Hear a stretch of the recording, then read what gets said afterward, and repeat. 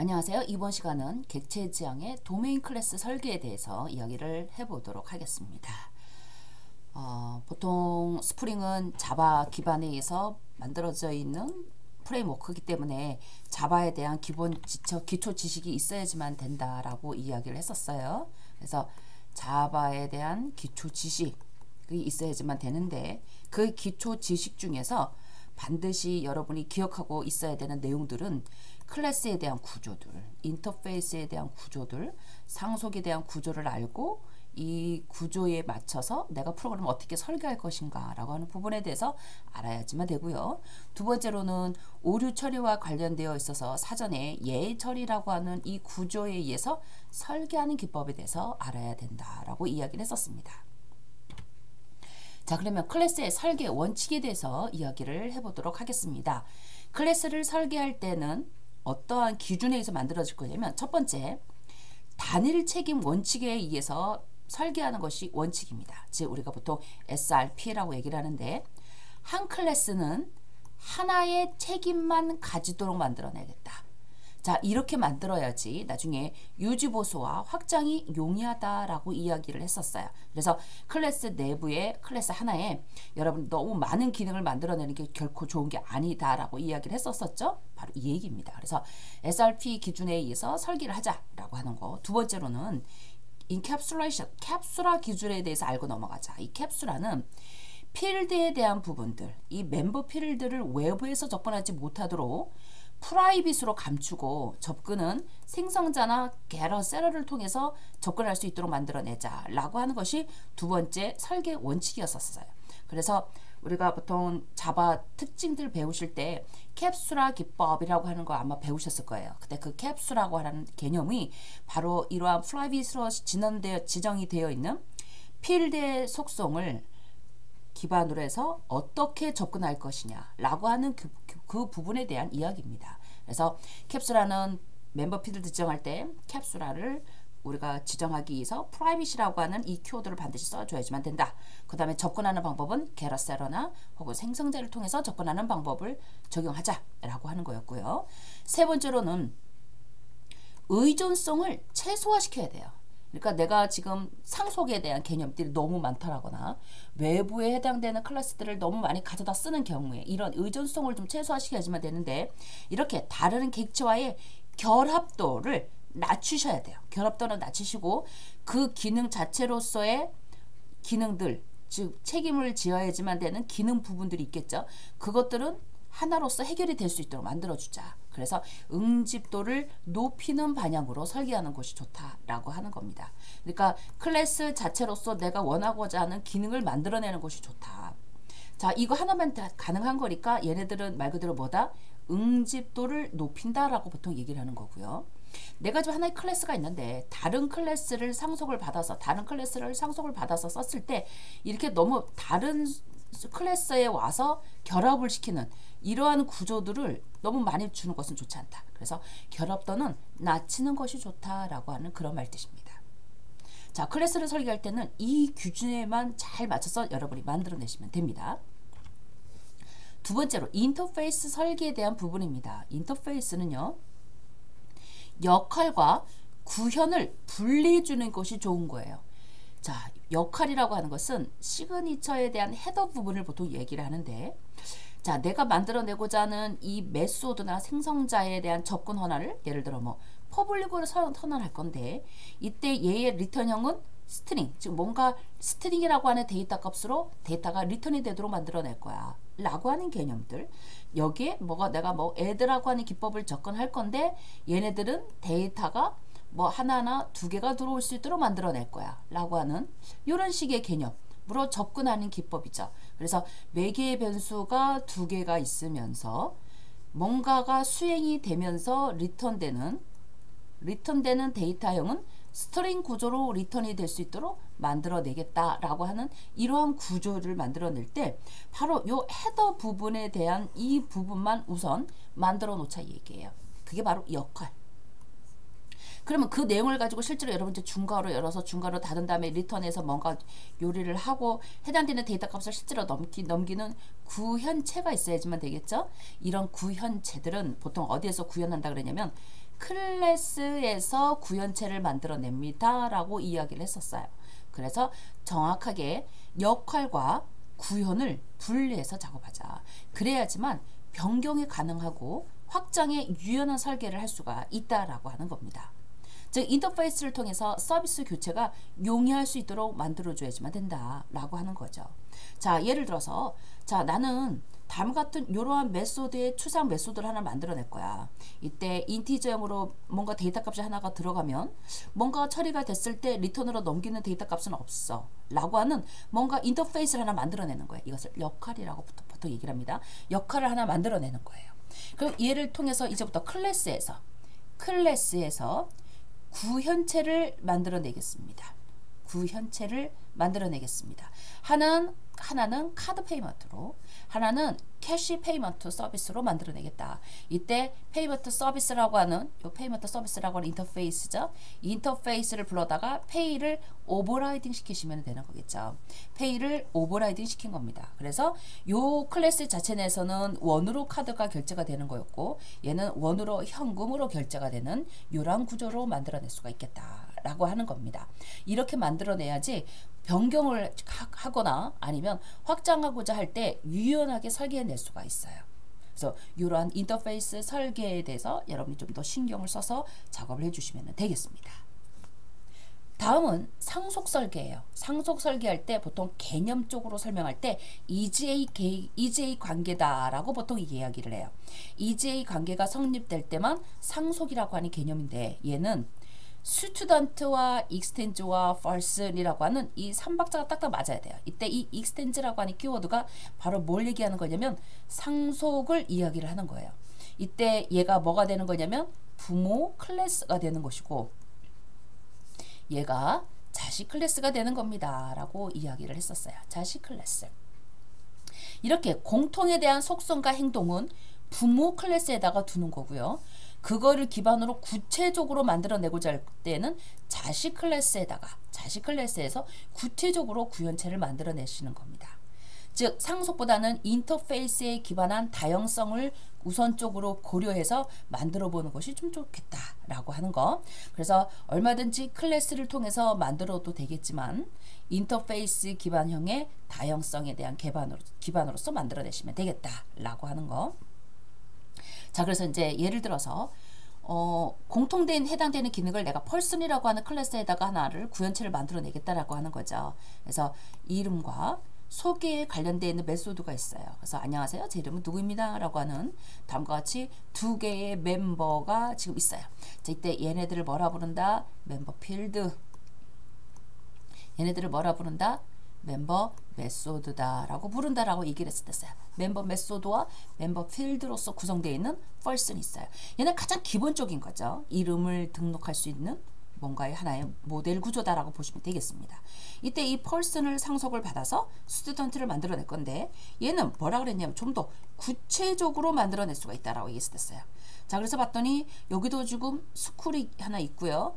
다음과 같이 슈퍼닷 인트로듀스라고 하는 슈퍼라는 말뜻은 결론은 뭐예요? 요거 말하는 거죠. 상위 클래스. 즉 상위 클래스에 있는 인트로듀스 얘를 불러가지고 오겠다 이런 말뜻이 될 거고요. 거기 하나로 자 저는 뭐뭐입니다 라고 하는 이런 무슨 학교입니다 라고 하는 데이터가 출력이 될 수 있도록 만들어져 있는 이러한 구조로 만들어낼 수가 있다라고 하는 거죠. 이러한 과정에 의해서 상속을 설계하는 기법을 만들어내셔야지만 됩니다. 자, 그러면 is A라고 하는 관계가 도대체 뭘까? is A는 상속이라고 하는 관계를 나타내는 개념이에요. 개념, 즉 객체지향에 대한 개념이다.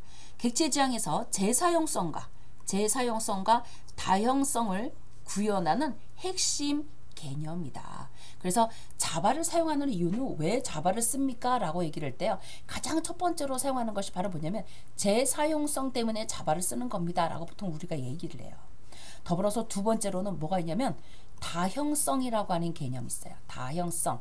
여러분이 뭐 오버로딩, 오버라이딩이라고 하는 이런 구조에 대해서 배웠던 거 기억이 나시죠? 이때 이 오버로딩, 오버라이딩이라고 하는 이 구조가 바로 이 다형성의 구조에 의해서 만들어져 있는 구조다. 프로그램 코드 구조다라고 보시면 됩니다. 자, 이렇게 핵심적인 요소가 이 is A의 관계다라고 얘기를 하는 거죠. 그래서 어떤 클래스가 다른 클래스를 상속받을 때 이렇게 얘기를 하는 거죠. 하이 클래스는 상위 클래스의 한 종류이다. 이렇게 얘기하는 거죠. 뭐라고요? 하이 클래스는 뭐라고 얘기하냐면 얘가 하이 클래스가 되겠죠. 하이 클래스는 상위 클래스의 한 종류이다 라고 하는 관계가 성립된다라고 보통 이야기를 합니다. 즉 하이 클래스는 is A 상위 클래스다 라고 표현을 하는 거죠. 그래서 하이 클래스 is A 상위 클래스. 그래서 하이 클래스는 상위 클래스의 한 종류이다 이렇게 얘기를 하는 겁니다. 자, 그래서 지금 보니까 애니멀이라고 하는 클래스가 하나 있어요. 그래서 eat라고 하는 곳에 먹다라고 하는 메소드가 하나가 지금 현재 구현체가 만들어져 있는데 이때 이 애니멀을 상속을 받아서 도구를 만들어낼 때 막을 하나 만들어낸 거예요. 자, 이럴 때 도구는 애니멀을 상속을 받았죠. 그래서 이거를 정리를 하면 한번 우리가 개념적으로 말을 풀이를 하면 걔는 동물의 한 종류이다 라고 하는 개념으로 성립이 된다라고 보시면 되겠습니다. is A와 has A라고 하는 관계가 있어요. 도대체 이 is A와 has A가 무슨 의미를 포함시키는가? 말 그대로 is A 관계는 상속의 관계라고 하는 개념을 설명한 것이었고요. has A는 포함이라고 하는 관계를 보통 얘기를 해요. 그래서 보통 자동차는 탈 것의 한 종류인 거죠. 이렇게 얘기를 하는 거야. 이때 자동차는요, 엔진을 가진다. 이렇게 이야기를 해요. 그래서 has A와 is A라고 하는 이 개념은 우리가 나중에 소프트웨어 공학을 배우실 때요, 개념적으로 접근하는 내용입니다. 요거 기억해 주시면 될 것 같아요. 자, 이때 is A와 has A를 기반으로 봤을 때 얘네들의 장점이 뭘까? 라고 생각을 해보면 코드의 재사용성이 증가가 되고 더불어서 다형성에 대한 구현이 용이하다 라고 이야기를 했었습니다. 그래서 아까 다형성이 뭐라고요? 우리 오버로딩 오버라이딩 기억나죠? 자, 오버로딩과 오버라이딩. 오버로딩이라는 개념은 바로 뭐였겠어요? 동일한 식별자. 예를 들어서 내가 썸이라고 하는 자 식별자가 있다라고 한번 해봅시다. 이럴 때 매개 변수가 있어요. 마찬가지 썸이 있는데 매개 변수가 더블 A가 있고 더블 B가 있다라고 한번 해봅시다. 또 마찬가지 썸이 있는데 인티저형 A라고 지정을 한번 해봅시다. 자, 이렇게 같은 식별자를 기준으로 매개 변수의 개수가 다르거나 매개 변수의 타입이 다른 이러한 구조로 만들어져 있는 것을 뭐라 부른다? 오버로딩이라고 부른다. 그래서 이 오버로딩은 생성자에서도 접근이 가능하지만 메소드에서도 접근이 다 가능한 구조였었죠. 그래서 생성자 오버로딩이라는 것도 있었고 메소드 오버로딩이라고 하는 구조도 있었다라고 하는 거. 이거 기억하시면 되겠죠. 그래서 여기 return이라고 하는 개념이 있느냐 없느냐에 따라서 return이라는 개념이 있다라고 했을 때는 메소드가 되는 거고, 자 클래스의 이름과 동일한 이름으로 식별자가 만들어져 있다라면 걔네들은 생성자가 되는 거겠죠. 이러한 구조로 만들어져 있는 것이 오버로딩 구조. 오버라이딩이라고 하는 것은 동일한 시그니처라고 얘기했을 때 이 생성자는 생성자라고 하는 이 생성자 오버로딩이란 말은 없어요. 얘는 오로지 메소드 오버라이딩이라는 말만 있어요. 자, 이때 메소드 오버라이딩이라고 하는 구조는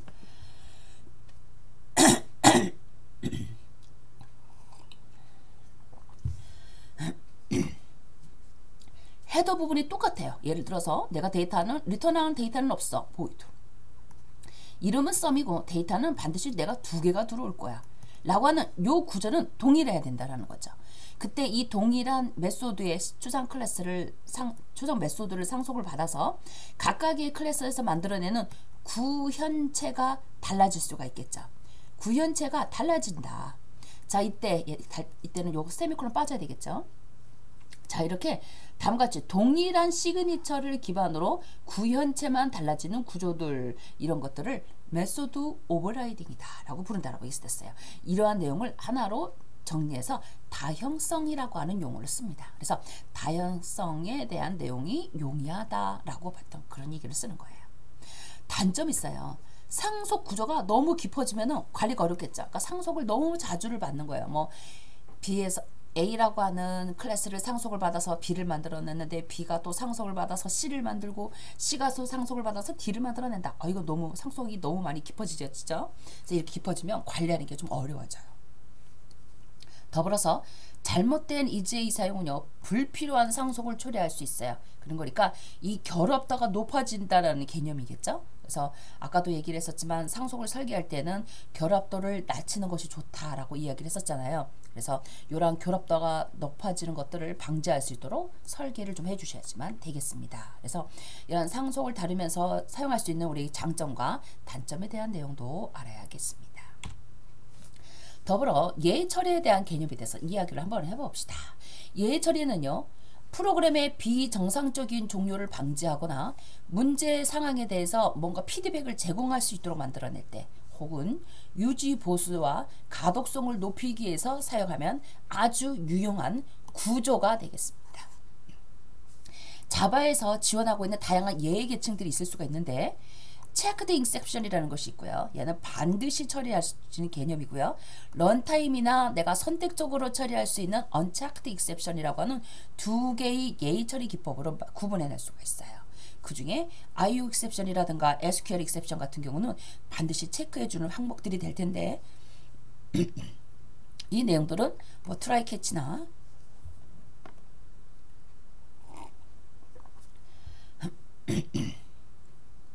자, 수로를 통해서 예의적인 기능을 처리할 수가 있고요. 잠시만요. 건조하다 보니까 자꾸 목이 마르네요. 자, 이렇게 체크드 익셉션과 언체크드 익셉션으로 구분이 된다. 이때 런타임 시에 발생이 되거나 선택적으로 처리할 때 보통 널 포인트 익셉션이라든가 아니면 이리걸 아규먼트 같은 경우, 얘네들은 우리가 언체크드 익셉션의 한 종류다라고 보통 이야기를 합니다. 그래서 이것도 여러분이 아마 자바에서 많이 봤었던 해당되는 클래스 이름들을 보이시는 거겠죠. 자, 예의 처리를 설계할 때 우리가 원칙을 가져다 주셔야지만 되는데, 구체적이고 의미가 있는 예의 클래스를 만들어내는 것이 좋겠다라고 하는 거라서 보통 우리가 식별자의 이름을 이렇게 지정할 때에도요, 보통 이렇게 의미가 있는 이름으로 보통 많이 만들어내요. 식별자 이름 같은 것도. 그래서 지금 얘 같은 경우는 런타임 익셉션이라고 하는 기존에 있는 클래스를, 자, 이건 다 지원이 되고 있는 거죠. 이거는 지원이 되고 있는 클래스. 자, 런타임 시에 발생됐을 익셉션이 발생이 됐을, 이거를 상속을 받아가지고 와서 우리가 밸런스드 에러 익셉션이다라고 하는 뭔가의 익셉션 기능을 하나 만들어내겠대요.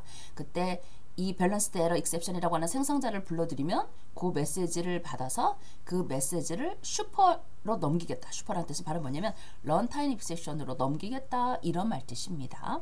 이렇게 내가 어떠한 상황에 어떠한 예외적인 상황이 발생이 되느냐에 따라 그것을 상속을 받아서 하이 클래스 쪽에서 내가 어떠한 기능을 처리할 것인지라고 하는 부분으로서 설계하는 것이 좋은 거다라고 하는 내용입니다. 도메인 규칙에 따른 사용자 정의에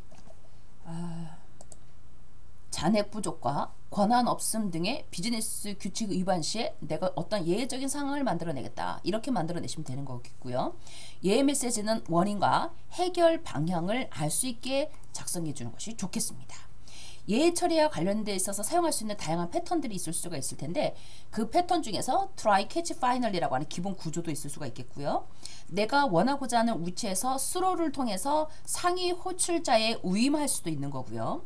더불어서 스프링 환경에서 지원하고 있는 컨트롤러 어드바이스를 통해서 전역적으로 예의 처리를 만들어낼 수 있는 방법도 있겠습니다. 그래서 예의 처리를 지정할 수 있는 방법은 다음과 같이 이렇게 세 가지 패턴에 의해서 처리할 수 있겠다라고 하는 거. 자, 그래서 다음과 같이 이제 예제가 있다라고 한번 해봅시다. 이제 이후에 해당되는 예제들을 들여다볼 때, 자, 지금 어카운트라고 하는 클래스가 있는데, 얘네들은 지금 현재 밸런스라고 하는 잔액이 구분되어 있는 초기값이 있고요. 여기에 인출을 하기 위해서 뭔가 데이터 값을 요청을 했더니, 자, 인출되는, 즉 잔액에 비해서 인출되는 금액이 너무 많았을 경우에 내가 강제적으로 어떻게 할 수 있을까요? 예외적인 상황을 넘길 수가 있겠죠. 이럴 때 스로우를 통해서 new balanced exception, 이렇게 넘겨도 되겠다라고 하는 겁니다. 이렇게 스로우에 의해서, 자, 그래서 throughs라고 하는 것도 있고 throw라고 하는 것도 있다라고 하는 거예요. 이때 throughs라고 하는 것은 메소드를 통해서 보통 우리가 전송을 해요. 메소드. 얘는 프로그램 상에서 전송을 합니다. 그래서 throughs라는 게 있고요. throw라고 하는 것이 있다라고 하는 거.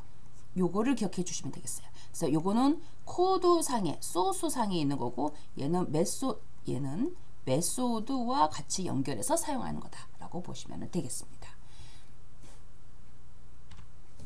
자, 컨트롤러 어드바이스라고 하는 애너테이션이 있어요.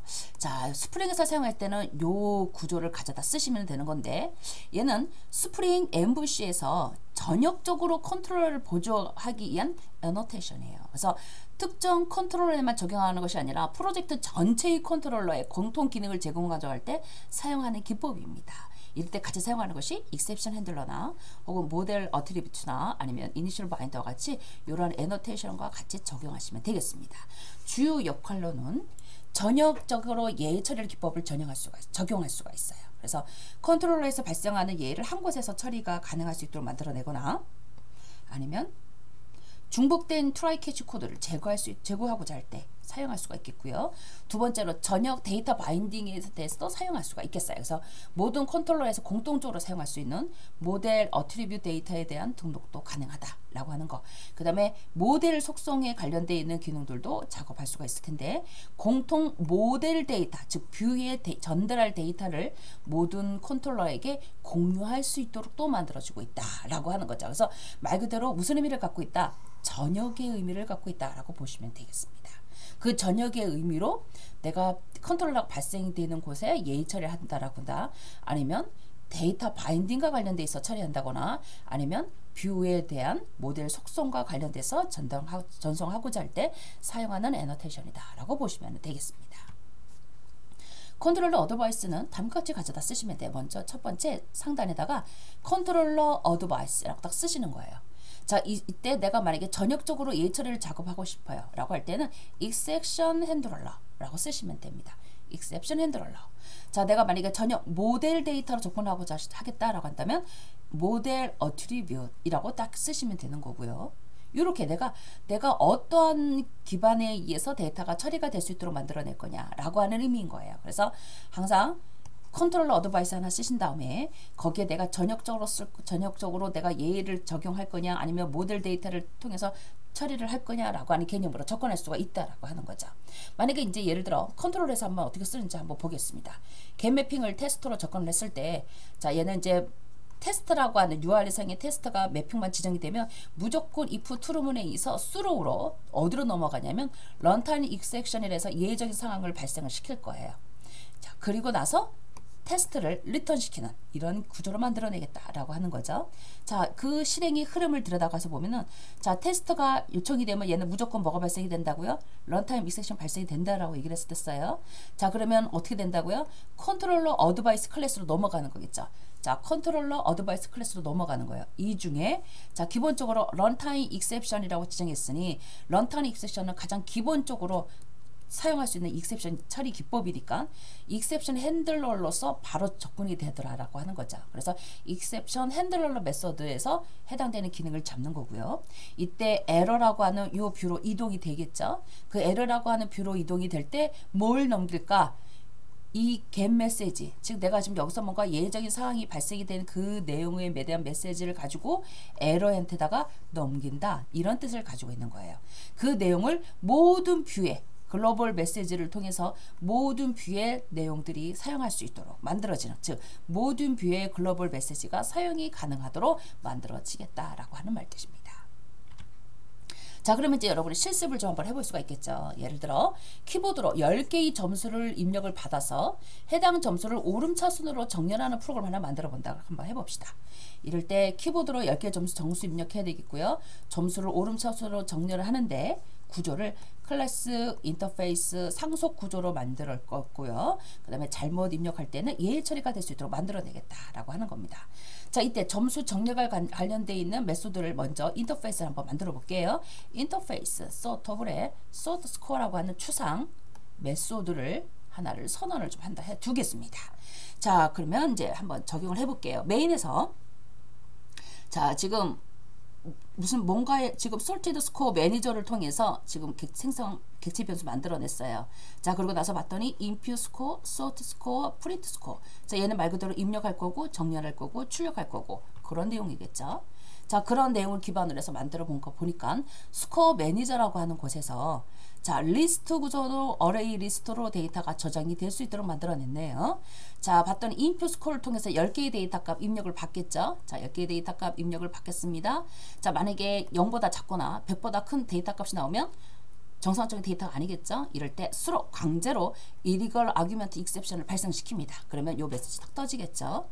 만약에 정상적인 데이터라 그러면 스코어이 어떻게 될까요? 데이터가 차곡차곡 쌓아지겠죠. 자, 그러면서 카운트가 증가가 될 거고요. 자, 이럴 때 input 미스매치가 발생이 되면 자, 잘못된 입력이다. 정수를 입력을 해라 라고 하는 메시지가 떠올 거고요. 그래서 내가 입력하는 순간에 뭔가 잘못 입력이 됐으니까 이 메시지 떴을 테니까 요 버퍼들을 어떻게 될까요? 지워야 되겠죠? 그때 그 버퍼를 지우는 방법은요. 이렇게 쓰시면 돼요. SC next line 이렇게 쓰시면 되겠습니다. 만약에 내가 illegal argument exception 여기서 좀 강제적으로 만들어냈잖아요. 그럼 얘는 어디로 올까요? 요 캐치 여기로 넘어오겠죠? 그래서 해당되는 메시지 출력이 되도록 만들어내겠다 라고 하는 말뜻이 되겠습니다. 자, 그래서 실질적으로 이제 데이터를 보면 상속을 받아 정렬하는 구형 클래스들 여기 아까 sort score manager라고 하는 거 여기서 나오죠? 자, 여기 지금 sort score manager 여기서 나왔죠. 요걸 기반으로 input score, sort score, print score를 호출한다라고 얘기를 했으니 자, 여기서 봤더니 얘가 지금 sort of를 implement를 시켜놨어요. 그리고 score manager도 상속을 받아가지고 왔죠? 그러면 전 단계에 있는 이 소스 사용할 수 있으면서 sort of에 있는 누구일까요? 요거 정렬에 관련되어 있는 기능 만들어내시면 되겠죠. 자, 그래서 오버라이드 오름차순 정렬됐습니다. 자, 점수 출력에 관련된 거 프린트 스코어에서 오름차순으로 정렬해서 데이터 출력하시면 되겠죠. 자, 이런 식의 구조들을 스프링을 다룰 때 자바 기반이 되다 보니 자바에서 기본적으로 설계에 필요한 구조들을 여러분이 연습해 볼 수 있어야지만 되겠다라고 하는 겁니다. 자, 지금 만들어져 있는 이 프로그램을 한번 실행을 한번 해보면 이렇게 나오는 거겠죠. 먼저 뭐 10개의 점수를 입력하세요 라고 하면서 커서가 깜빡깜빡 거리겠죠. 자, 예를 들어 내가 90 치고 엔터, 80 치고 엔터, 110 치고 엔터를 딱 쳤더니 자, 점수는 0서부터 100 사이여졌지만 됐었잖아요. 자, illegal exception이 발생이 됩니다. 그랬더니 점수는 0에서 100 사이여지만 됩니다 라고 하면서 자, 얘가 다시 지워지겠죠. 버퍼를 지운다라고 했으니까. 자, 그래서 다음 다 데이터를 쭉 넣겠죠. 자, 완료가 다 됐으면 오름차순 정렬해서 데이터가 출력이 되는 것을 볼 수가 있겠습니다. 자, 실제적으로 여러분이 이게 실행이 되는지 한번 여러분이 코딩해서 그 결과물을 한번 확인해 보시기를 바랍니다. 자, 이렇게 자바에서 가장 기본적으로 우리가 짚고 넘어가야 될 클래스, 인터페이스, 상속에 대한 이야기를 다뤄봤습니다. 자, 이 기능에 대해서 여러분이 좀 아직 정확하게 잘 알지 못하겠다라면 자바에 대한 부분을 조금 더 학습을 하고 본 강의를 들어주시기를 바랍니다. 자, 오늘 여기까지 하고 마치도록 하겠습니다. 본 결과물은 2025년도 과학기술정보통신부 및 정보통신기획평가원의 소프트웨어 중심대학 사업 지원을 받아 제작되었습니다. 과제번호 2024-000064. 본 결과물의 내용을 전제할 수 없으며 인용할 때는 반드시 과학기술정보통신부와 정보통신기획평가원의 소프트웨어 중심 대학의 결과물이라는 출처를 밝혀야 합니다.